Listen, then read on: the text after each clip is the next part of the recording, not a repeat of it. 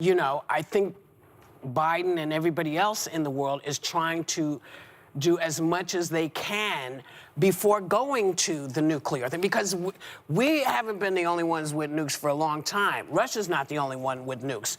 China's got nukes, and Pakistan has nukes. There's nukes everywhere. Everybody's armed here. So this is different than it's been for 40, 50 years, when you could go in and sort of muscle it. And I don't think anybody's taking anything off the table. I don't think anybody wants to rush in. And I have to say, I'm glad. They kept saying that woman who used to run the UN, I guess, she said, this would not be happening if, Bonehead had been president. And I say what I said last time. No, there wouldn't have been any issue, because that guy would have handed Ukraine over to the Russians. Sorry, Whoopi. President Trump actually armed Ukraine with Javelin anti-tank missiles that were hailed as instrumental in effectively pushing back against Russia. And both times Vladimir Putin went into Ukraine, invading Crimea and the Donbass, it was when Obama and Biden were in office, not President Trump. But hey, obviously the more ignorant you are of something, the more certain you are of it. Hey gang, we're just getting started. We're going to watch and react to some of the most absurdly woke clips from ABC's The View. Fair warning, you may find your IQ dropping during segments of this video, but I promise you, in the process, I will do my best to raise that IQ even higher than before. So make sure to like, comment, and subscribe, and let's dive right in. Here's the panel of The View trying to make sense of how more Georgia voters are coming out than ever before, even though the state supposedly passed these racist voter suppression laws. There was a lot of fear around this Georgia law that it was going to restrict access to the ballot by doing things like voter ID and a number of other provisions. Actually, we've seen record turnout in Georgia, even in light of this law, and that's a good thing. It's in spite of the law, though. Yeah. It's in spite of the law. But, so that's what I want to understand in practice. Restrictive. Stop. What do you mean it's in spite of the law? If more people are voting than ever in spite of the law, are you insinuating that these are illegal votes? Are people voting illegally? Or are these legal votes, which means that they are voting in accordance with the law? But carry on. Well, more people are turning out to vote, and I think it's a good thing. I want to point something out. That is the beauty of democracy. You can put barriers in the way. You can tell folks you don't want. They're going to find a way, because this is one of the things you are born in this country with. Yeah. It is your right. One vote, that is your right.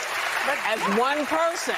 Everyone has a right to one vote. Right now, you have that, but I believe in the Electoral College. Well, but the Electoral College is a whole other conversation, as is much of what goes on in Washington. I know it's time to wrap, but I do want to make one point. You're going to love this one. The thing that we always have to remember is that the vote is in the hands of the people. Yeah.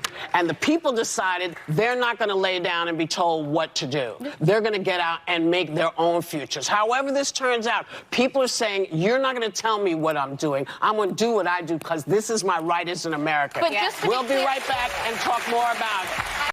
Now, of course, what Whoopi just said made literally no sense. The vote is in the hands of the people. Well, obviously. And the people decided they're not going to be told what to do. Okay. Instead, they're saying, I'm going to do what I do because this is my right as an American. So, Whoopi, what precisely are they being told to do that they're not doing in what they are actually doing?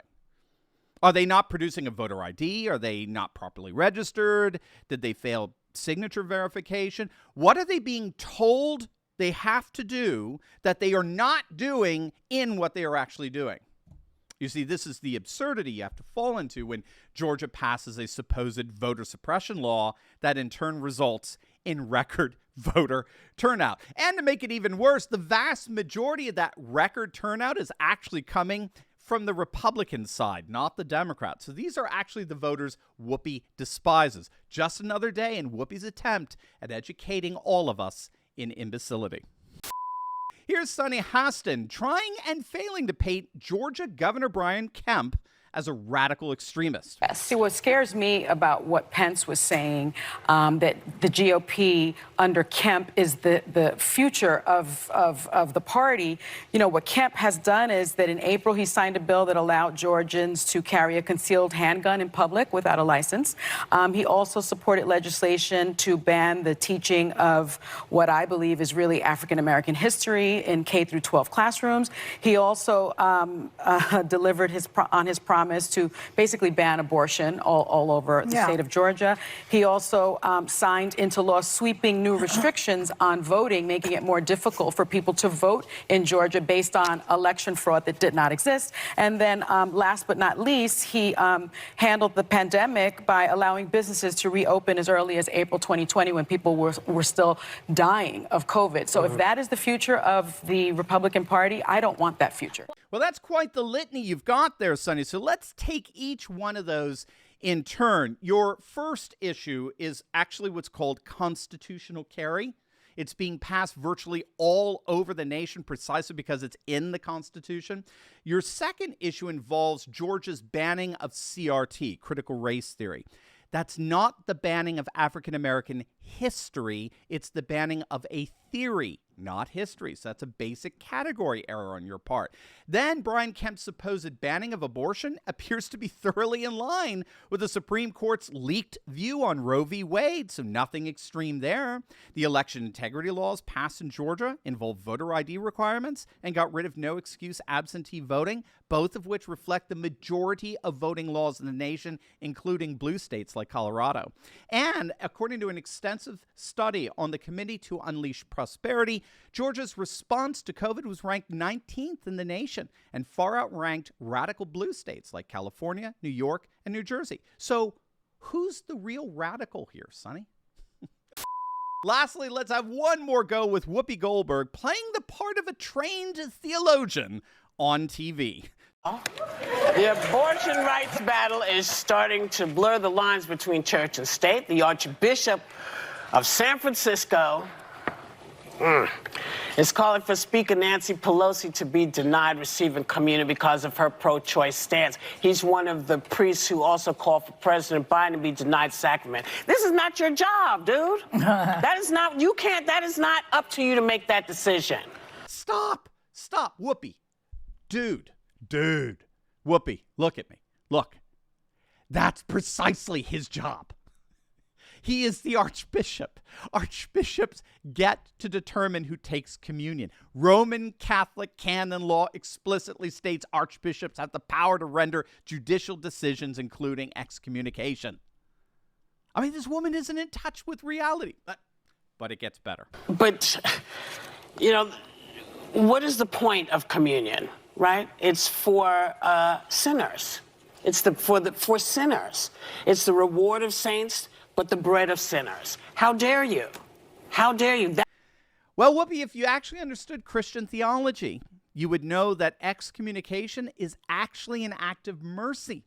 The Archbishop himself tweeted out, quote, after numerous attempts to speak with Speaker Pelosi to help her understand the grave evil she is perpetrating, the scandal she's causing, and the danger to her own soul she's risking, I've determined that she is not to be admitted to Holy Communion. And I think it's vital to understand here that the Archbishop is actually doing this fundamentally for precisely that latter reason, that Pelosi's annex on abortion are an endangerment to herself and to her soul. But that appears to be something that Whoopi, being a radical pro-abortionist herself, may never understand. So it's a perfect example why Whoopi Goldberg and the ladies at The View are literally talking out of their you-know-what. Well, that's going to do it for us, gang. Make sure to like, comment, and subscribe. I hope your IQ is still intact. And make sure to check out my latest video that'll help you to think better so you can feel better in this crazy and turbulent time. God bless.